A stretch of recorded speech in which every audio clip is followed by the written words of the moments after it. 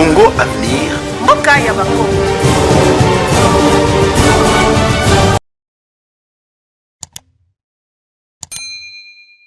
En 69, Mobutu a été nommé comme directeur de cabinet. Le premier ingénieur civil formé dans l'Ovanium Mawa, comme on a eu Barthélemy Bisengimana. Bisengimana est nani, azalaka président il y a association, il y a des étudiants rwandais à l'Ovanium. Batunyo so baebi que Bisengimana azalaki rwandais.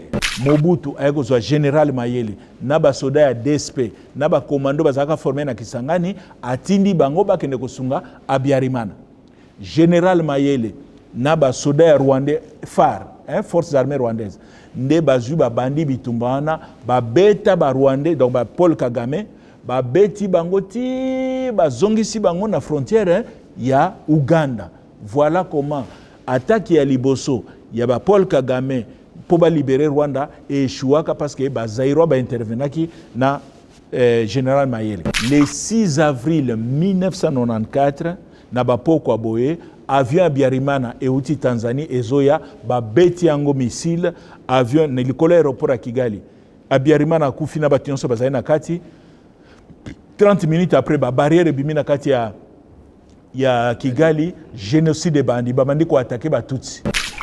Il est possible biso na Rwanda na ba voisin na biso nyonso to vivre en paix, en bon voisinage, mais pour nanga conditions ezaka kamoko. Condition ngo ezali nini mukolo Congo et kokoma na armée ya solo ba ko respecter biso. Armée oyo ezali républicaine bien équipée, bien disciplinée. Si nous avons une armée dissuasive, les lotos ezali na armée ezali komitonga. Maintenant nous et comme na niveau yo ya ko tinda ba voisin ba respecter bisote. Mukolo armée wana ekoya na kanisi tokoye ko vanda na kimia na ba voisin na biso. Solution monsieur ezali te, ezali lo sambote, ezali diplomatie te, solution ezali il faut ko zala na armée oyo et ko tinda ba manquer biso ba respecter ndenge ba voisin ba ko manquer biso de temps en temps. Congo Avenir. Mboka ya Bakongo.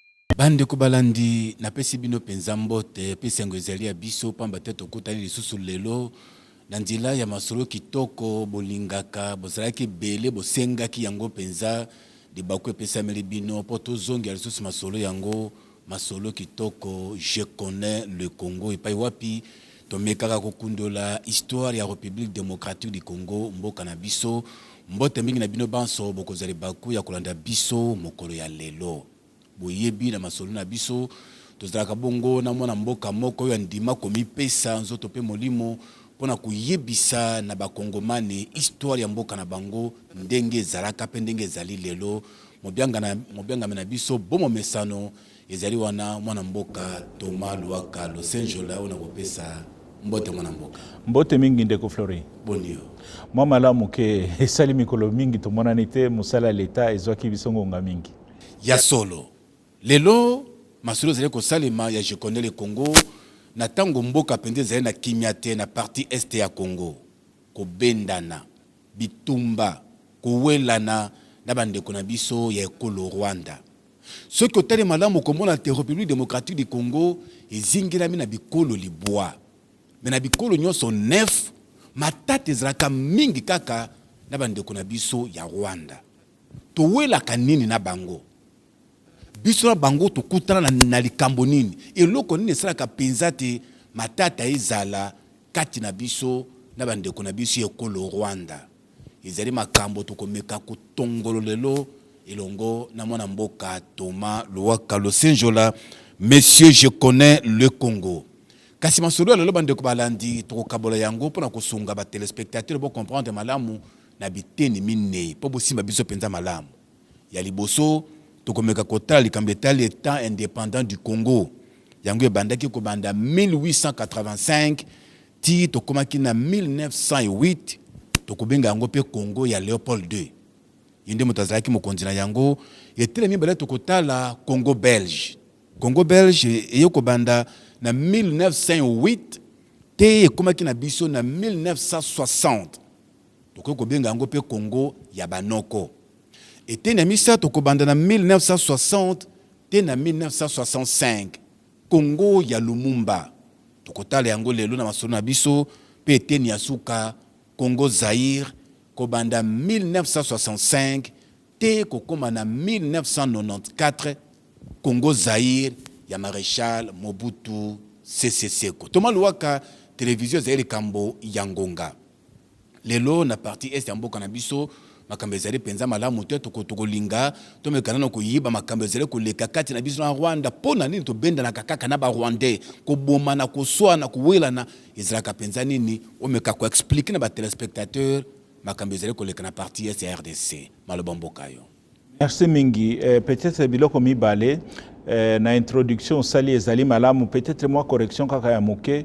Congo ya misato tango lobi Congo ya Lumumba ekozala malamu bakisa Congo ya Kasavubu na Lumumba. Merci beaucoup. Kasavubu na Lumumba. Président Kasavubu mutu akonzaki période wana de 60 à 65. Eloko ya mibale pona bandeko ba landa biso malamu tulingaki to expliquer pe avant banoko bakoma.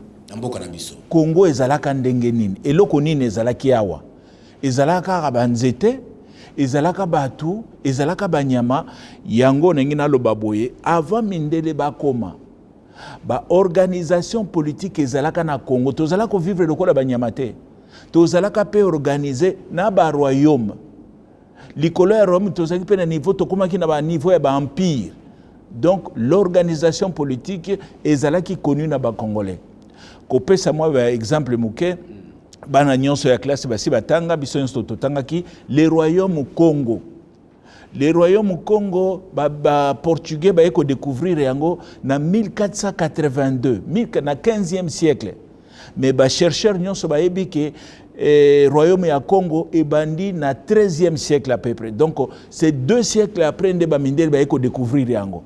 Ezalaki organisé, ezalaki na ba province nango, ezalaki pena mikondi na bango, o babande ko konza banzinga nkufu oyebi yango bakomona tokozongela yango te. Organisation politique ezalaki. Tokepe na Empire Luba. Ba Luba pe bazalaki na empire na bango organisation munene, mokonzi na bango babande ko ben empereur na munoko na bango mboka babande ko benga ye Mulopwe. Donc Mulopwe ndazalaki mokonzi pe commandant en chef ya armée ya Mulopwe. Grade wana banda ko bengango commandant en chef banda ko benga e kalala lelo koma kombo ya bato mais na tango wana ezalaka titre ya mutu commandant en chef ya mapinga azalaka kalala. Et puis peut-être précision pour Empire Luba ezalaka na Katanga esika Mulopwe banda ekozala. Tokei na royaume Kuba ezalaki na Kasai bango pe bazalaki très bien organisé.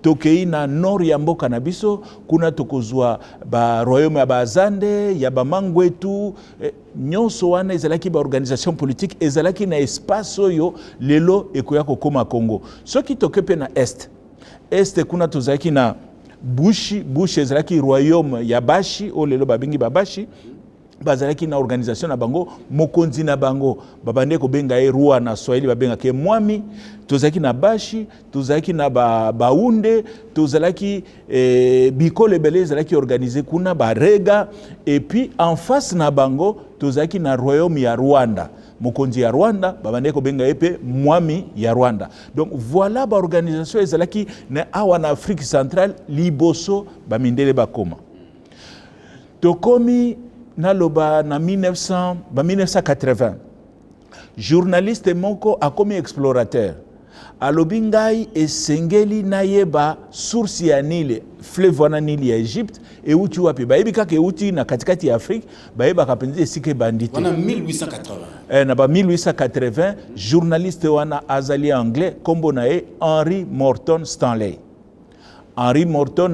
aye kokota a partir ya Tanzanie lelo akoti ba azako luka mai wana babise non soko keka ka tout droit vers l'ouest mai moko munene zakuna emataka na niveau ya likolo abi yango wana peut-être source ya Nil. Bon pona koloba pe bande ko ba comprendre biso a partir ba 1850 na est ya Congo ba arabe ba yaki ko occuper yango ba arabe ba s'installaki kuna ba komi ko dominer ba arabe wana bande ko luka nini ba bande ko luka ba pembe ya nzoku na ba umbu ba esclave bane ko kanga batu ko kende ko teka bango na Zanzibar to yemba kango na banzembu teka nga na wenza Zanzibar. Donc baarabu wana bavandaki kuna munoko babande koloba kiarabu na bango wana esanganaki na balangue bantu ekopesa munoko ya sika munoko wana ya sika nde babengi yango swahili yango munoko elobaka na este nyonso wana ezali influence ya bamélange ya arabe na baminoko na biso. Donc siko ntango Stanley aye akuti baarabu wana bazokonza este ya Congo abandi kokolabore na bango atuni bango babi non problème eza te toyebi mai moko eza una aye petit akoti na Maniema. Tango akoti na Maniema aye komona fleuve Congo oya biso na katanga ebandi lwala ba ekomi fleuve Congo na Maniema. Abi certainement source yango ya Nili yango abandi komata mai wana abandi komata yaibika kisiko na zokende Egypte. Tango akomi na Kisangani akomi na niveau ya Kisangani olelo koma Kisangani amoni ke fleuve olie kende na Egypte fleuve mbala moko ebaluki ezokende ouest alobi o eza mai mususu eza Nili te parce que soki ezalaki Nili il fallait mataka tout droit vers l'Égypte nde alobi bonalanda mai yango akiti na mai yango ti na ndenga ye kokoma aleki na Kinshasa awa akutani na Ngaliema azua Ngaliema mokonzi ya bateke wazalaki awa aketi na Mbushir aye komona ke Mbushiro yebanaki na 15e siècle yesiko ayebima yango esike utaka ake na poto akomi ba article na Angleterre a expliqué ba mikonzi na ye ke mboka moko na découvrir kuna eza mboka moko kitoko batu bayebi yango te tokoki kokende kokonzango ba anglais intéressé bango te. Papa moko boye mokonzi moko ya mboka moko amuke atangi ba journaux atangi ba article ya Stanley abibo lukelanga journaliste wana ndeba yeko lukela journaliste wana tatango komona ye Léopold II roi ya Belgique. Stanley aye alubi betelanga masoleza yaki ndenge ni Stanley a expliqué abi mokonzi nga moni kuna bomengo eza kuna bomengo bon ya c'est la rivière tango na nto ba minerai sous-sol te mais za mboka moko kitoko presque un petit paradis. Stanley Léopold II à partir lelo okomi mutamusala na ngana engagé yo uzozonga siko kuna tango kozonga kuna voici mission ngana petio soko okomi ba mikonzo na mikemiko bande okuta na bango signé na bango ba accord bana benga ba traité ba reconnaître que ngai awa na poto nde na komi konzi na bango o signé na bango ba accord et puis ami balé tango signé na bango accord o créer ba poste neti moi et poste il y a Association internationale pour l'Afrique et comme Association internationale pour le Congo. Otia drapeau, a créé drapeau na oya bleu na étoile moko na katikati. Stanley pe azubatu azongi abandi ko négocier na ba chef. A comme na niveau awa o lelo to benga Kinshasa. Asoyi na Ngaliema, Ngaliema bino ngai problème ezate, Ngaliema signé ba accord. Siko lobi ngana na besoin ko créer ba poste. Abino ba poste wana tala batu ba chef nango ya niveau ya se. Chef moko azalaki côté ya magasin Kitambo. Chef wana komone zalaka Ntambo. Stanley akomi a signé na Ntambo ba papier. Et puis akiti lisusu côté ya Bichingobila. Lele sika Bichingobila ezali village mususu ezalaki wana ba teke umbu. A signé na chef wana ba accord. Sikoyo epa ya ba teke umbu. Soki olingolo ba epa ya chef. Baba kisaka kiliboso.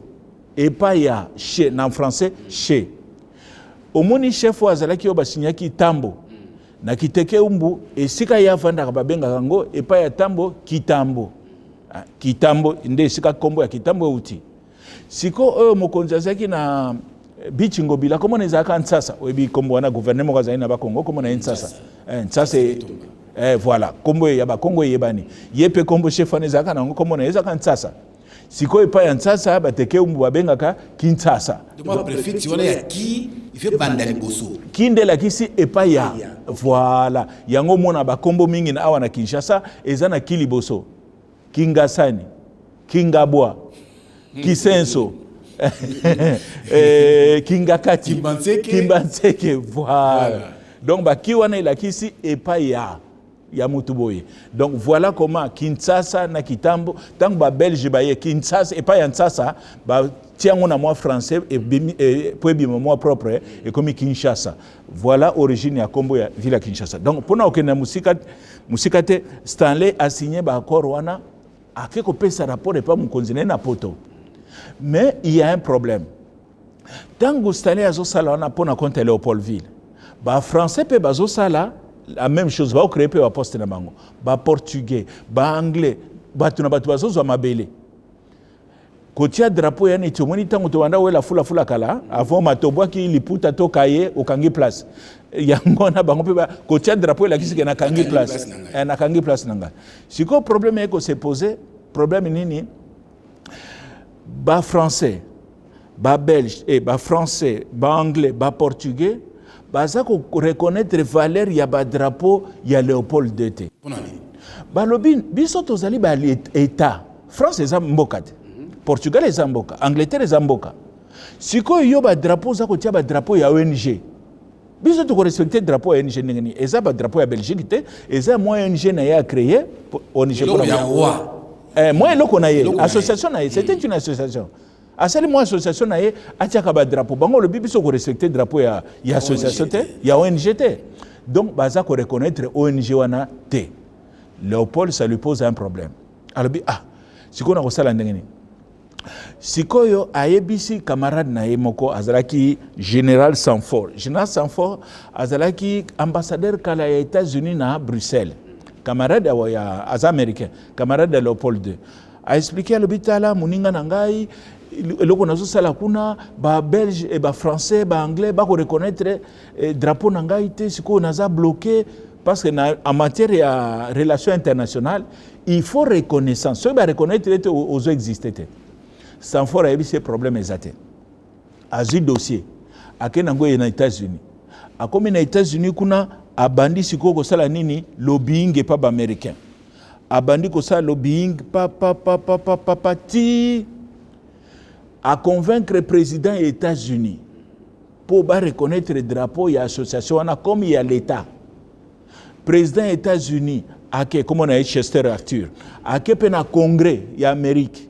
A sali discours yango wana na mois ya avril 1884 congrès ya États-Unis donc le Sénat américain va reconnaître le drapeau ya association internationale pour le Congo comme le drapeau d'un gouvernement ami donc mboka na mokili mobimba mboka ya liboso et reconnaître le Congo ezali ba américain donc na 1884 na mois d'avril ba français ba gangi ba lobi ça scandale beaucoup ko reconnaître le drapeau et association il y a le croix rouge ba ye ba lobi biso to katia wa et comme république et comme croix rouge depuis quand croix rouge a la république azakana mboka bon voilà comment Congo ba américain ba reconnaître ngo et puis comme ba anglais pe bazana ba ambition ba allemand bazana ba ambition na Afrique ba lobi non biloko soko to sololité to ko ko bunda po na Afrique tokutana tozaba to civilisé to solola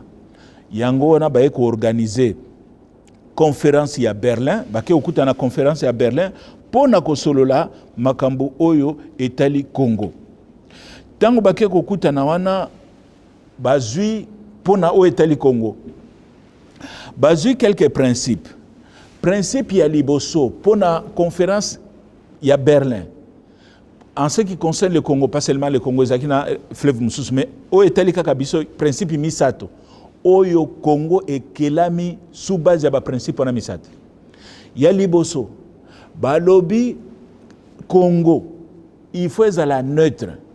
Atabi tumbabiso entre biso to bundi. Congo et Koko te la mutute, Congo il faut être la neutre. Principe ya liboso ya neutralité. Principe ya mi balé. Liberté du commerce. Donc, mutu nyonso alingi kokende kosala commerce na Congo akokende na ye librement eza ya biso nyonso. Principe ya misato. Liberté de navigation sur le fleuve Congo et ses affluents. Donc, mutu akopekese mutu akota na Congo te a naviguer ndenga lingi librement. Voilà trois principes oyo na Berlin bamindele bandimi Congo et Salama. Mais tango conférence en ezo Salama tango conférence en ezo Salama ba Léopold II azo solana ba délégation na ba couloir ti moko ba délégation ba ni ko reconnaître et état na ywana ya Congo. C'est une façon pour nous convaincre bango ba reconnaître et lo konaï. Voilà, mais sikoyo ezalaki na ordre du jour te que nani reconnaître Congo non azo ko kende kuta na ba délégation ko travailler bango moko yango wana tokomona Allemagne Allemagne, mboka mi balé reconnaître le Congo. Après États-Unis. Après États-Unis, le 3 novembre 1984, Grande-Bretagne, le 6 décembre, l'Italie, l'Autriche-Hongrie, l'Espagne, la Russie, la France. Russie, la France, ben, reconnaître le 5 février 1885. Mais pour la France, tout ça, là, moi, stop mon rapidement. France et qu'on reconnaître le Congo, mais après de longues discussions à Léopold II. Discussion à Nini. Ce qu'on a dit déclaration américaine, tant qu'on va reconnaître le Congo, va reconnaître le Congo, et territoire va reconnaître. Bassin à Congo, na bassin à fleuve Mokezana à Congo, Brazzaville, va bien yango Kwilu Nyari. Donc en réalité, mbo cannabis, ezalaki na été ni munene ya Congo Brazzaville. Ezalaki awe panabiso. Si comme français balobi non, biso tozana ba ambition to sala pembo cannabis na Congo Brazzaville. Yo tokoki kotikela ote ozwa ozwa Kwilu Nyari et puis ozwa lisusu boma na banana. Il faut pour na tokoki kotikela boma na banana, c'est ba localité ezali na rive droite ya fleuve Congo. Rapport na biso na Congo Brazzaville bamboka nyonso eza koto mais boma na banana ndeza na ngamba fleuve kuna balobi non il faut pona soit olingi Kwilu Nyari totikeli yo biso tozwi boma na banana soit otiki ozwi boma na banana biso ti Léopold II bon tina kwani azwi atikeli bango Kwilu Nyari voilà comment territoire ya Kwilu Nyari ekenda na Congo Brazzaville biso to garder banana na boma. Donc ba reconnaître na pona okenembangu Congo ezali reconnu mais na conférence wana ba reconnaître pe Allemagne nde akokonza mboka oyo koya kokoma Tanzanie banda kobenga Tanganyika, Rwanda na Burundi. Ezaki pe na Togo na Namibie mais oyo etali biso na Grand Lac, Rwanda na Burundi na Tanzanie ezali ba colonie ya ba allemand. Voilà la première période oyo ya état indépendant du Congo to suki wana na Berlin makamundenge suki. Siko tokei na 1908. Non. Tango Léopold II bapesi abani kokonza ayeko proclamé officiellement état indépendant du Congo le 1er juillet 1885 na Vivi awa ndemboka na biso officiellement ebotami après conférence de Berlin. On a Vivi comme capitale. Capitale na biso ya liboso zaki Vivi après ya koma Boma après Kinshasa. Et puis tango nani Léopold II abani kokonza Léopold II sikoyo alinga lekela batinyo somayele. Oui, le principe d'adopter liberté à commerce, liberté à navigation. Léopold na neutralité à Congo. Léopold II Yaliboso pour na kokota na Congo ekomi ba douane ekoti et pourtant ba yokani makamba ba douane te akomi ko tia douane ya mibale muto linga ko sala société na ye awa ekomi mindondo Léopold II akomi ko favoriser ba société na ye moko akomi ko lekela baninga na ye. Voilà, Léopold II alekeli baninga. Malheureusement pour Namboka Nabiso, en 1888, Américains comme Dunlop a découvrir technique moko ya kosala ba pune ya mituka à partir de caoutchouc. Donc tant qu'on découvrir formule wana babani kosala ba pune à partir de caoutchouc. Caoutchouc za wapi ba ko découvrir caoutchouc na Congo Wenze. Donc Léopold II nangindi ou bien nanginda sima ya caoutchouc nde abandi ko exploiter siko ba caoutchouc wana kotinda batu na bakende ko récolter na zamba na forêt kotinda bango bakende sala ngona makasi bakokanga mwasi na ona bana ti tango ko ya peut-être na 50 kg ya caoutchouc. Donc bakomi ko zo famille en otage. Donc et comme kotia pression parce qu'ils ont besoin mbongo azana besoin mbongo pona nini parce que bamboka msusu pe komi kolona sikoyo banzete EVA l'état banzete na bango ebota Léopold II binga ifona sala bénéfice matini voilà na welisa pona ko welisa aza ko tindika bato et puis ndé ko sala pena scandale ya ba main coupée uti wapi tango ba soda bazokende ko tia ba population pression pona ba lokotaka ba EVA wana ba soda ba pesa bango nombre masasi ezali compter ba pesa 10 cartouches to 20 cartouches ba soda ya force publique. Si les soldats sont à Zongi, cartouche mi balé zangi, akenagi na 20 à 18, balabi masasi wana otiango wapi. Il faut raison bande kondima ke non nazaki obligé population mokazaki tetu na betaki lisasi na bomaki. Justification ba che bande kondima.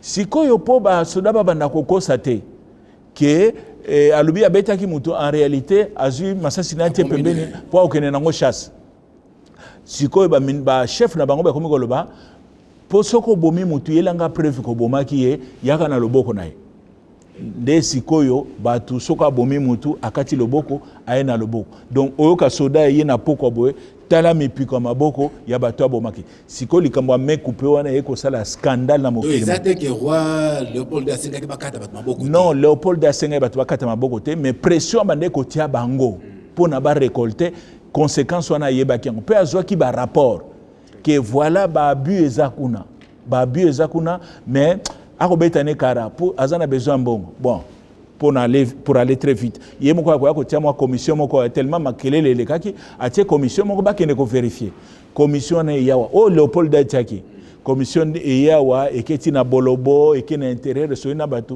commission na ko bimisa rapport abi obiso to tio mona kuna boko eko ndimango te donc scandale et tout donc commission Léopold Yemoko Atiaki en place et ko condamné ba minder ba lobi tato aza serité il faut to botela colonio ba Belge siko pona colonie ekima bango te ba yoka na Léopold ba lobi tala soko kabeli biso ango to ko tikala nango soko kangamika ukangama nango ba anglais na ba américain ba linga ba botelo Congo yango na Léopold asala testament akaba Congo na Belgique et malheureusement pression le kaki Congo est comme Belge en 1908 Léopold a kufa en 1909 donc to suki wana tolobi ke Rwanda na Burundi ezali na Tanzanie colonie allemande biso toza Belge to koti siko na Congo belge donc deuxième chapitre na biso 1908 1960 voilà 1908 1960 et les cas qui ndengene honorable ndeko tokomi na 1910 ba allemand na ba belge ba sololi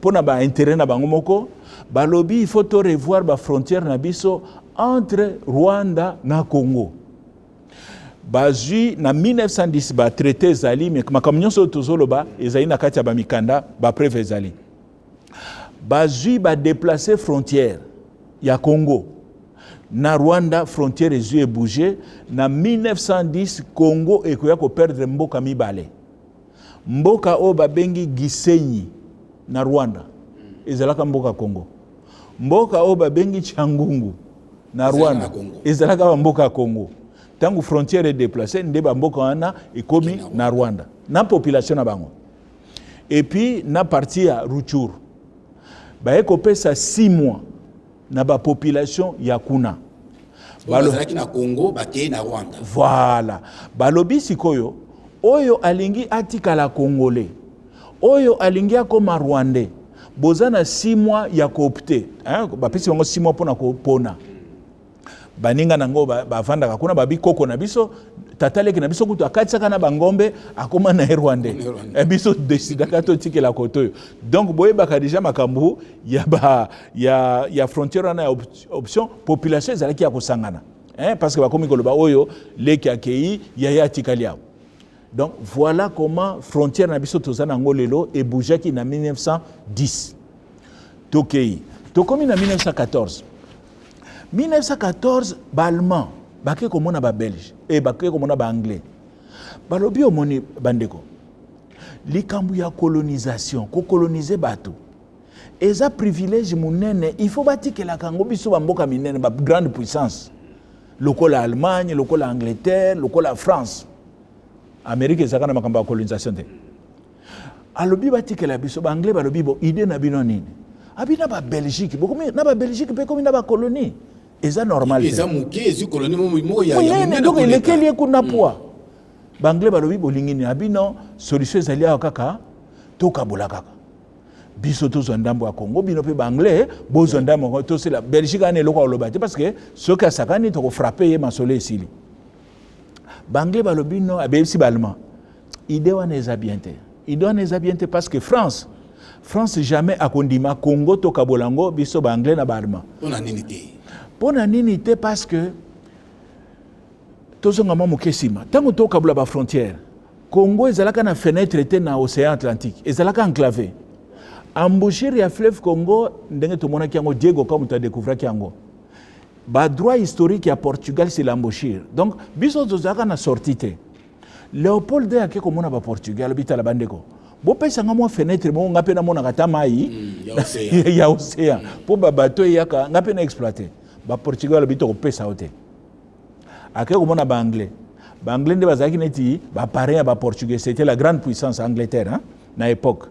Bo ebisa ba portugais ba pesa biso mo fenêtre. Ba portugais ba anglais ba bi no tokolo ba toko ebisa ba ngote. Léopold ya ko sala diplomatie, ake okuta na ba français. Asoyi na ba français ba signer ba accord. Léopold II a pesi ba français droit de préemption. Droit de préemption la kisi mukolo na kolemba Congo. Mukolo na kolingana tika Congo. Na kopesa binongo. Hein, bino ndebo ko somba ngo en premier. Yane tiyo ozana ndako na yo ata mutuka na yo. Mr Moka sepelanga na mutuka na ndeko Flori mukolo kolemba mutuka no wana vraiment tekelanga yango.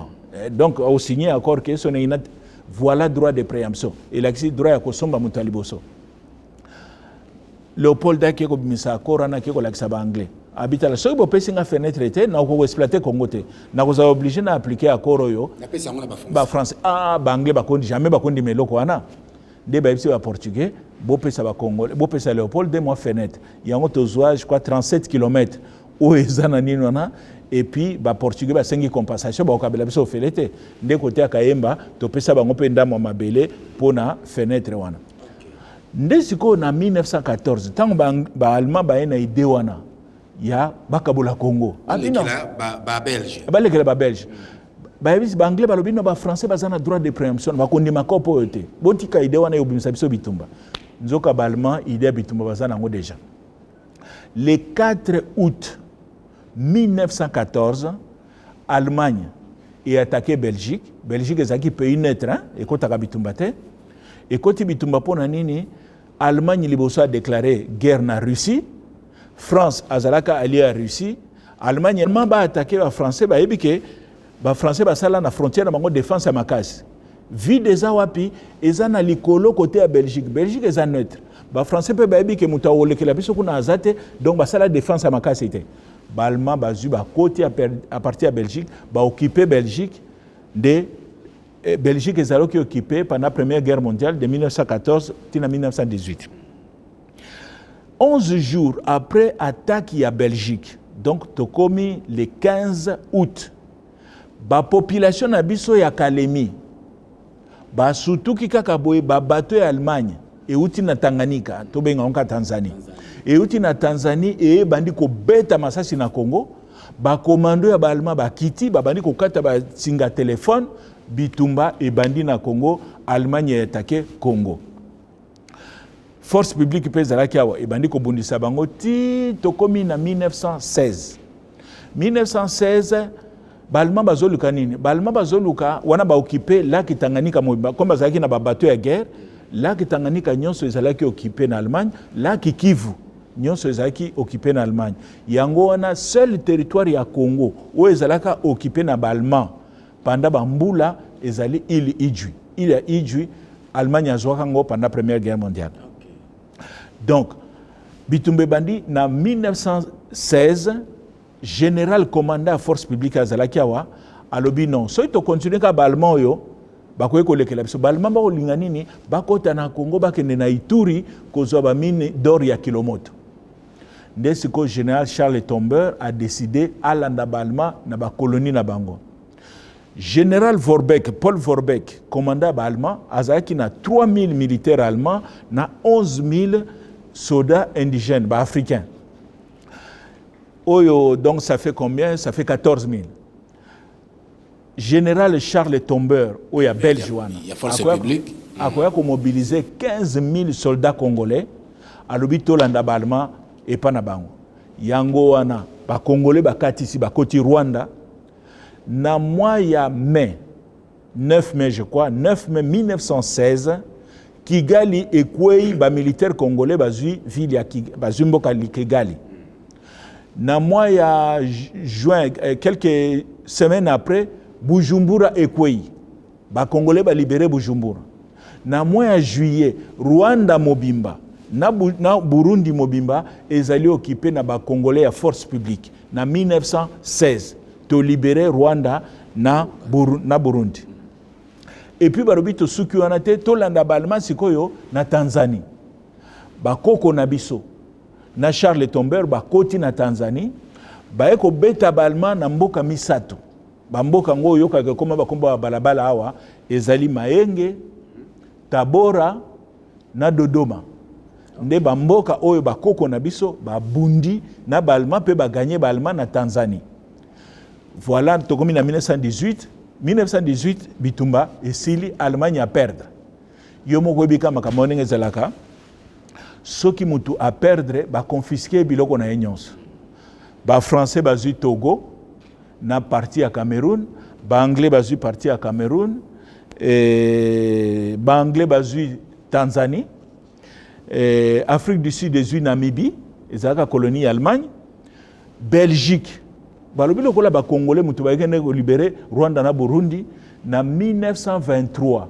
Société des Nations ezaka avant Nations Unies comme Société des Nations ezui et PECI Belgique sous tutelle Rwanda na Urundi. Balobi oyo ya yo comme participa ki na bitumba yo pe okonza mboka na mibale. Na 1923. Na 1925 pour na ko faciliter administration ya colonie na ye Congo Belge na oana Belgique ekoya ko annexer Rwanda Urundi na Congo et comme 7e province ya Congo. Parce que à l'époque, Congo est na 6 provinces. Congo est na 6 provinces. Province ya Léopoldville, o lelo comme Kinshasa, Congo Central na Bandundu, ezaka province moko Léopoldville, province Équateur, province orientale, Kivu, ezaka moko Sud Kivu, Nord Kivu, Maniema, Katanga, ezalaka Mobimba, Kasai pe ezaki Mobimba. Na 6 wana ndeba eko bakisa sikoyo Rwanda Urundi et comme 7e province. C'est-à-dire bisona ba Rwandais tokomi ekolo moko. Tokomi ekolo moko mukonzi moko chef de l'état na biso. Roi ya Belgique. Gouverneur général oazana na Kalina awa. Nde azokonza nano bani Kasumbalesa ti na Gitarama. Gouverneur général azali awa. Donc gouverneur général moko au konza biso nyonso. Armée moko, force publique, oya biso aba congolais. Ndeba kosala la police na Rwanda Urundi. Mbongo moko, Banque centrale sur Bambongo ngo ezali, Banque centrale du Congo Belge Rwanda Urundi. Donc tokomi mboka moko. Entre 1925 ti na 1960 tangu Congo ekoya kozwa indépendance, Rwanda Urundi Congo Belge tokomi mboka moko. Sikoyo tokomi na 1930. Ba Belge ba moni ke province moko oyo tokomona population eza mingi. Mais province mususu atomoni eza vide. Province nini na nini? Province ya Rwanda. Densité ya population eza mingi. Na Kivu eza vide ba koloba vandi mingi kuna bana besoin pe ya main d'œuvre. Mais bato kosala misala bazate. Ba Belge na 1930 ba eko sala ko créer mission moko boye ba bengi yango MIB la kisinini mission immigration Banyarwanda MIB mission immigration Banyarwanda musala nango nini ko kende ko sensibiliser population na Rwanda poko mema bango ko ya ko installer bango na Congo po tozaki mboka moko yana ti lelo kaka ozui na lo bandenge nini ozui population ya Guadeloupe o memi na Keti o comprendre. Donc baza mboka na bango. Donc ba komi kozwa population ya Rwanda koya na bango na Congo essentiellement na territoire lelo ba bengi territoire ya Masisi.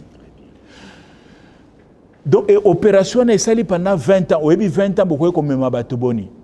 Na 1947 par exemple, juste pour donner une idée, 47 000 personnes rwandais ba utaki na Rwanda ba eko vanda na Congo. Donc, population na lelo na Kivu babenga kabango les transplantés. Les transplantés de 1930 à 1950. Bazali wana. Tokei.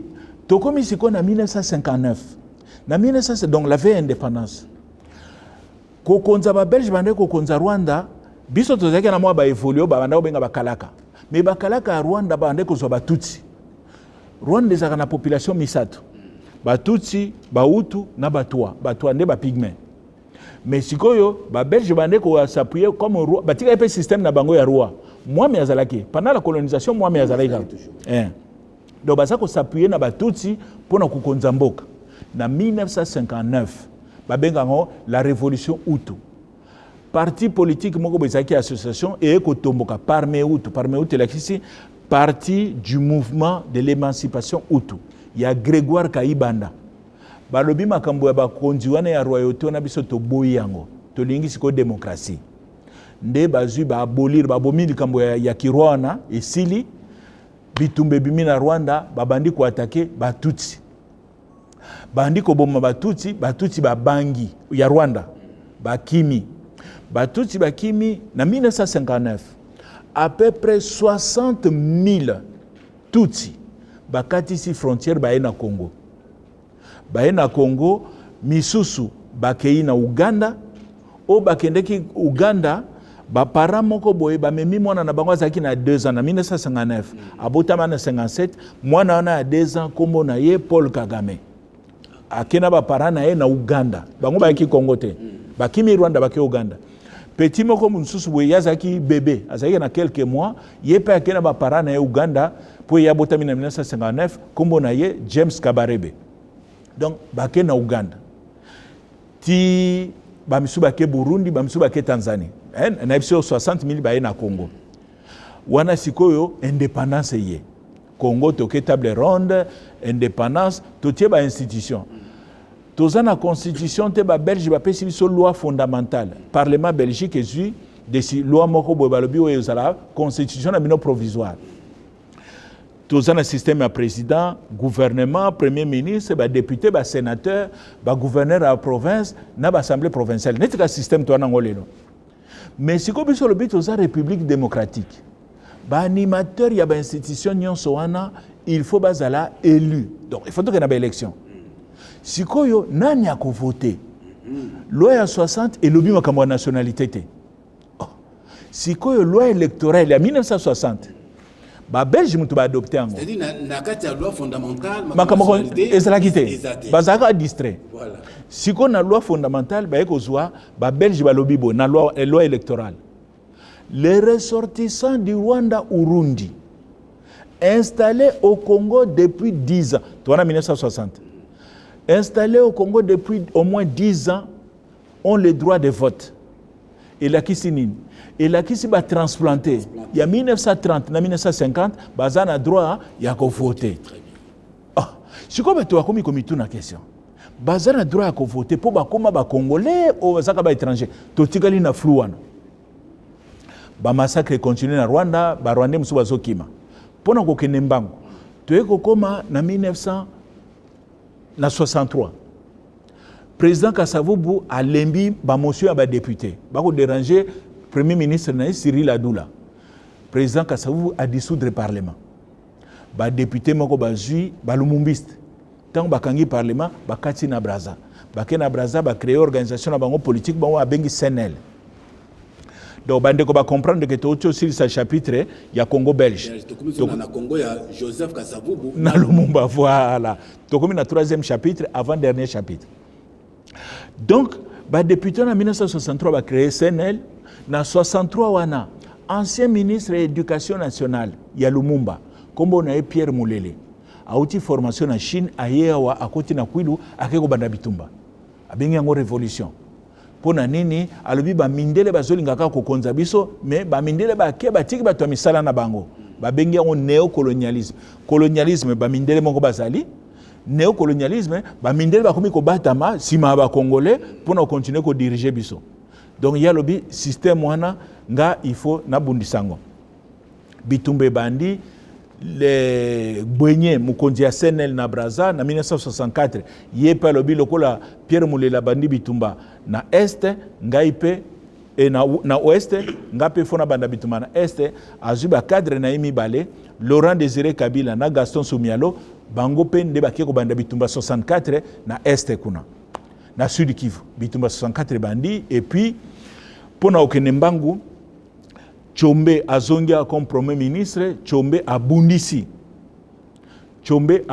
ba rebelle wana Tshombe premier ministre alongi bango ba rebelle bakimi mais rebelle moko chef ba rebelle moko a décidé rebelle to révolutionnaire alobi ya okima mboka te na 64 wana atikali a continuer bitumba comme on a Laurent Désiré Kabila. Kabila a continué. Tokomi na 1964 wana tangu Laurent Kabila a continué bitumba ayeko zo renfort mibale. Renfort ya liboso parti politique moko ya Rwanda babengi yango UNAR. Union nationale rwandaise.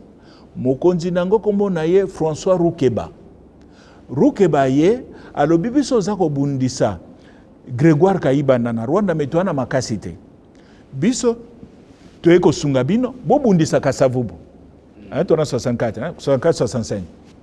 Soki bolongi Kasavubu bokotia biso poa biso beto geno bengana Kayibanda. Ba accord ezali CNL Est et signé na UNAR François Rukeba.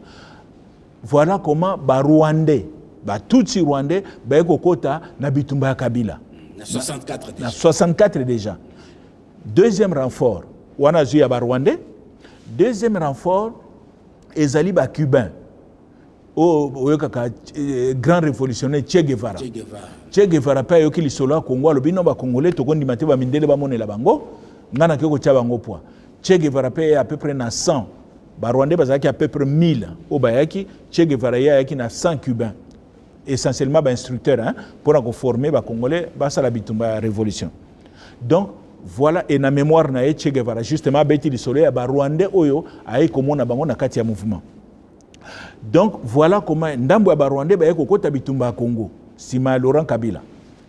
Ti pona okene mbango parce que minute zotambola Tokei, tokomi na Totia 69. 65, Mobutu a sali coup d'état a eu pouvoir. Na 1969, il faut peut-être brièvement sur l'honorable coup d'état Mobutu en 1965 et c'est la Ok, merci Mingi. Donc tozong muke na kata rébellion. Tangu Chombe Aye a récupéré ba gendarme Katangana bazaki na Angola na ba mercenaire na ye. Voilà ba diabos bazongiawa na ba mercenaire na salaka na bango sécession ba Kimaka ayeko zong sabango lobi makamba sécession isili sikoto obungdela Congo mobimba. Donc ba Bob Denard ba Jean Scram ba Maiko Wara bazongi awa na Kinshasa banda obenga on les affreux. Bazongi awa na Kinshasa bazobundisa siko rébellion. Bwenye sikoyo a se proclama président de la République populaire du Congo na Kisangani a créé la République na. Si quand ba américain, ba belge bazo attaquer ba ko tia Kinshasa poa quoi. Alobi likambo yo suka boete idée moko yeli. Alobi bo que nous ba mindele nyonso bazana province orientale. Ba mindele batika la ke belé après indépendance hein. O bazaka osala ba bilanga na bango. Donc bake bazu ba mindele wana nyonso ba yena bango na Kisangani à peu près 2000 personnes. Boigné a commissi bango ba otage. Atindi message. Oya komeka ko attaquer nga lisusu na koboma ba otage nyonso. Ah ba belge ba bangi, ba belge na ba américain ba ko monter opération moko ba bengi yango opération Dragon Rouge. Le 24 novembre 1964, ba parachutiste belge ba sauter sur Kisangani na en même temps 5e colonne mécanisée. Il y a colonel Van der Wel et puis attaqué na mabele donc oba koi na likolo oba attaqué na mabele ba ekozwa ba rebelle en Eto. Voilà comment le 24 novembre 1964 Kisangani Stanleyville ezaki libéré na ba parachutiste belge. Une année après Mobutu ake komona le président Kasavubu abi mokonzi oyebi que le 24 novembre nde to libéraka Kisangani. Est-ce que tu connais que ça la moi fête était commémoration hein? C'est quand même Victor Mounene, 3e ville Yamboka, tout ça là quand même commémoration. Ah, quand ça va le problème c'est idée nos anines. Na bengi ça va commandant nyonso, ba ya tout ça la ta messe, to me la moi loko. Quand ça va le problème c'est Mobutu, wana to komi siko na novembre 65. Mobutu a bengi si ba commandant nyonso ya ba grande unité ba na Kinshasa wa le 24 novembre wana ba sali messe na cathédrale Notre-Dame. Basali messe ba catholique ba benga TDOM hein kukumisa nzambe na ndenga salisa kibiso. Et puis na poko ya mokolo wana nde Mobutu en réalité ça qui une occasion pour avoir la coup d'état bah ça les déclarations les hauts commandements structure banako existait hein bah créer un cas mukolana ikufa pe cas mukolana les hauts commandements et proclamer d'échéance à président de la République Mobutu Azuy Bokonzi. Donc voilà comment Mobutu Azuy Bokonzi. Merci beaucoup honorable pendant Ngonga Token en 1969. 69 Mobutu a été nommé comme directeur de cabinet. Le premier ingénieur civil formé dans l'Ovagnon Mawa, comme on a eu Barthélemy Bisengimana. Bisengimana est nani, azalaka président ya association ya ba étudiants rwandais à l'Ovagnon. Batunyo so ba ebi ke Bisengimana azalaki rwandais. Mobutu a kotia dirkab na ye pona nini parce que a ebi ke lokola za mopaya akozana ba ambition te. Bisengimana a kovanda comme dirkab de 1969 à 1977. A Komagi na influence, c'est l'homme le plus influent par Mobutu ya Congo na période wana. Dans 1972, Bisengimana a influencé ba adopter loi moko. Loi ne lobby ba ressortissant. Donc to sotaki étape moko. Constitution moko to adopter en 1964 ba benga en constitution le Luabour. Et soit disposition moko lobby boy. Et congolais oyo azalaki bakoko na ye bazalaki na Congo na 1908 elakisi nini elakisi ke batransplanté barwandais en 1930 na 1950 baza exclu voilà wana constitution Luabour na loi ya 72 Bisengimana a influencé loi elobi boy ba ressortissant ya Rwanda Urundi oyo bazalaki na Congo 10 ans avant 1960 baza Zaïrois à l'époque on a Zaïrois donc ba transplanté ba zongeli ba récupérer ba on a kata quoi et tiepe ba tension kuna Bisengimana azui akei akolongo na musala 1977 na 1981 na 1981 conseil législatif donc assemblée nationale à Tangwanda et kozwa mibeko baye ba annuler loi na ya Bisengimana bango sikwa lobi et congolais aux Zaïrois. Non, baki les sous musika. Luabour est le baki en 1908. Soit bako kono bazaki en 1908 aux Congolais.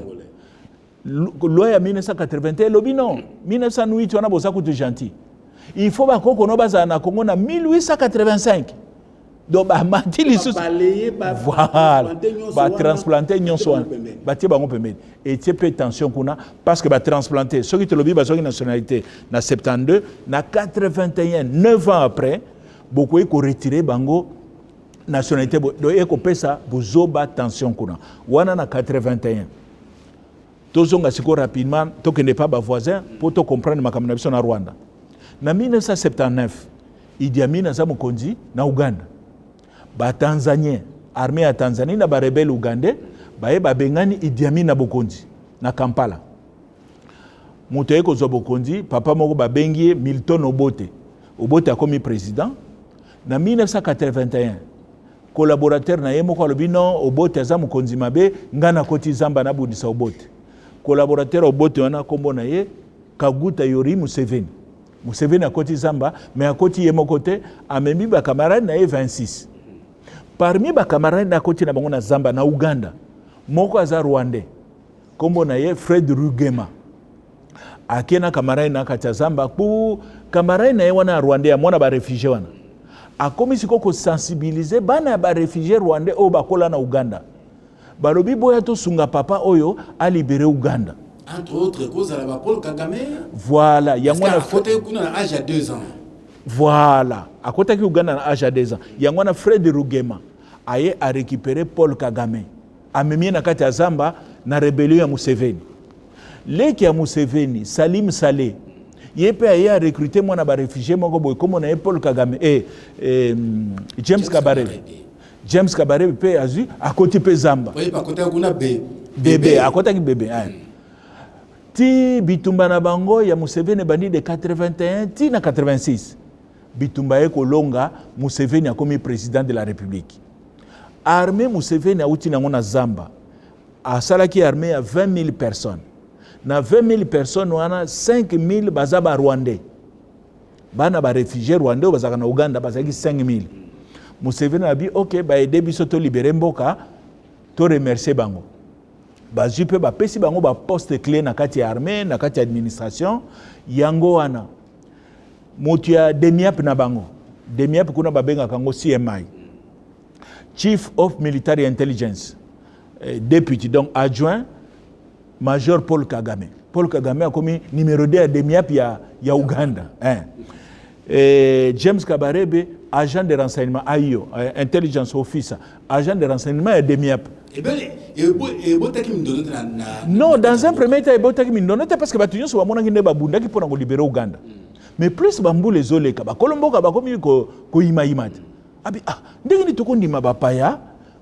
position, Museveni a masolo et qu'il a un problème. Bali ba komi encombrant. Il faut na luka na kabona na bango. Bali esko ayeko pesa bango idée ba créer parti na bango, mouvement na bango ba bengi yango Fonds patriotique rwandais. Pour na ko libérer Rwanda. Na branche armée na on ba bengi yango APR. Armée FPR. Na armée patriotique rwandaise APR, des branches armées. Mukonzi nango Fred Rugema. Le 1er octobre 1990, ba décidé ba kende ko libérer mboka na bango. Museveni alobaka ba yibaka yeba matériel ba yibaka yeba minduki na ba camion non bato ba yebi ke Museveni akangaka miso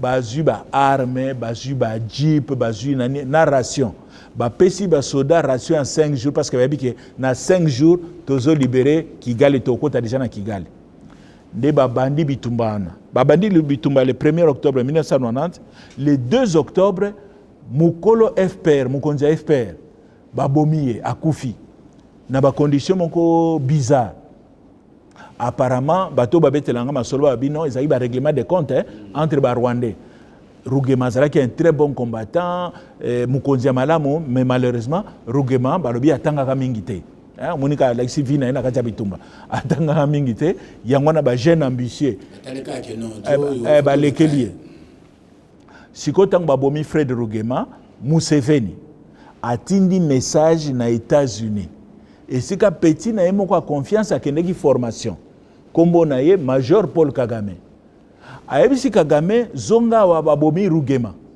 zonga oya kozwa masolo nde Kagame ko zonga aye kozwa masolo bakoti na kati ya masolo bapusa ni toko mpe na suka siko tango bitumba ye pero ne pusa ni bakomi na 70 km na 91 70 km ya Kigali. Juvenal Abiyarimana, président Rwanda, abengi maréchal Mobutu. Abi maréchal soko tikinga ya ngana kufi ba rebelle ba komi déjà na 70 km. Mobutu ayeko zo général Mayele, na ba soda ya DSP, na ba commando bazaka formé na Kisangani, atindi bango ba kende kosunga Abiyarimana. Général Mayele, na ba soda ya Rwandais phare, forces armées rwandaises. Nde bazu ba bandi bitumbana, ba beta ba Rwandais donc ba Paul Kagame ba beti bango ti ba zongisi bango na frontière ya Uganda. Voilà comment attaque ya liboso ya ba Paul Kagame pour ba libérer Rwanda et échouaka parce que ba Zaïro ba intervenaki na général Mayele. Et puis ba Congolais ba zongi pa na bango bitumbe reprendre kula na 1992 pour na okendeka rapidement na 1993 ba eko signé ba accord entre FPR na gouvernement ba bengi yango Arusha, les accords d'Arusha 5. Accord wane lobi nini bakabola pouvoir 40% ya ba militaire ya armée ba ya armée intégrée et kozala ba militaire ya FPR APR et 50% ba officier armée et kozala Kagame mutu akoyana bango wana ndi ba accord ba signé bakaboli pe ya poste ministériel ndenge to sala kaka yo mongo bi transition gouvernement transition. Malheureusement batu ba CPI na accord wana te ba extrémiste ya deka ba CPI na ba accord wana te. Le 6 avril 1994, na bapoko aboye, avion Abiyarimana et outi Tanzanie ezoya ba beti yango missile avion ne likolo aéroport à Kigali.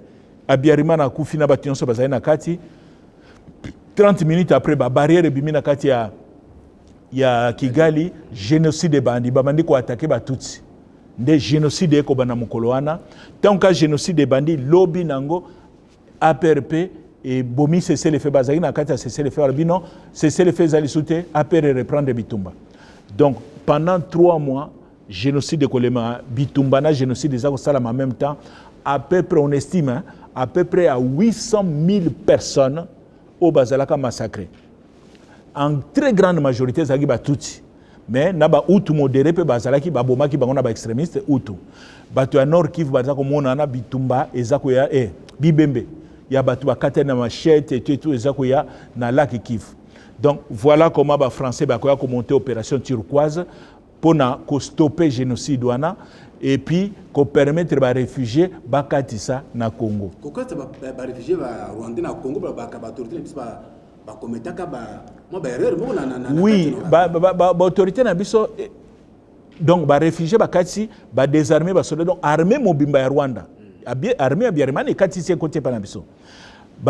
Désarmaka bangote erreur ya mibale mibeko ya communauté internationale bisoko ya mi ba réfugiés ya voisins ayo il faut éloigner bango au moins de 50 km na frontière biso to éloigner bango te tika bango na frontière biloko ne koyele ya biso wa problème donc ba Rwandais à peu près 2 millions de Rwandais ba katisi comme ba réfugiés ba na Congo na 1994. Et puis bafani na frontière na bango armée na bango ibani ko se réorganiser na ba JMPR na bango JMPR ba o ba koli ba habiter eza jeunesse ya MPR bango pe bazaka na jeunesse na bango ya parti na bango kuna na Kinyarwanda balobi ba o ba sala ka ensemble ceux qui travaillent ensemble na Kinyarwanda ba bengi bango ba interamwe de mingi ba sala ka génocide wana ba katisi ba na Congo. Donc histoire na biso ekosuka lelo wana na ba réfugiés presque 2 millions ba réfugiés ba rwandais ba ye pa na biso ba Kagame ba zu pouvoir kuna ba tie président Pasteur Bizimungu Kagame vice-président. Donc to komi na situation na biso na ba réfugiés rwandais na ngambo na biso mais tokoya komona sous prétexte ya koya ko panza ba camp ba réfugiés na 1996 nde bitumba afdele ekobanda mais pona lelo tosuki awa na présence ya ba réfugiés rwandais na mboka na biso esengo ezalaki ya biso esengo pe ezali ya bino pamba te bozalaka penza ebele na mboka na biso Congo pe libanda ya mboka kosenga masolo oyo je connais le Congo mwana mboka to malwaka ya pona koloba yango lelo occasion pe samelaki biso honorable Tonton de Botton. Mais en résumé na 30 secondes relation RDC Rwanda ba congolais basimbani relation na biso ebandi lelo te ebandi kala moko tokomaki mboka moko lelo oyo soki tozali ko ba conflit à chaque fois pona ngai il est possible biso na Rwanda na ba voisins na biso nyonso to vivre en paix en bon voisinage mais pona nga conditions ezaka moko